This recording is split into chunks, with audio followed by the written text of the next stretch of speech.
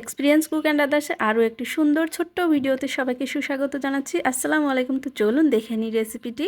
তো প্রথমে আমি ডাউল এবং চাউল সুন্দর করে ধুয়ে নিয়েছি। ডাউলটা নিয়েছি ছোলার ডাউল, আর এদিকে লবণ, হলুদ, সাথে দিয়ে দিচ্ছি ধনিয়ার গুঁড়া, কাঁচামরিচ, তারপরে দিয়ে দিলাম পেঁয়াজ, রসুন কুচি, আর ছোট ছোট করে কেটে রাখা আলু, আর দিয়ে দিচ্ছি জিরা আর গোটা গরম মশলা। এগুলো দিয়ে সুন্দর করে মিক্সড করে নিব।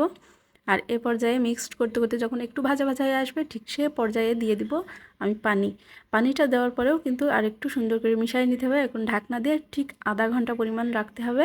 এই যে ফিরছি, এখন কিন্তু আমার চাউল খুব সুন্দরভাবে ফুটে উঠেছে। এখন আমি দিয়ে দিলাম টমেটো কুচি, আগে থেকে কেটে রেখেছিলাম, আর টমেটোর ভিতরে যে বিচিটা ছিল সেটা কিন্তু আমি ফেলে দিয়েছি।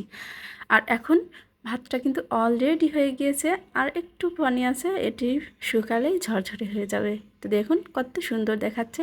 এই যে প্লেটারটা কিন্তু আমি সাজিয়ে নিয়েছি। কেমন হয়েছে? আল্লাহ হাফেজ।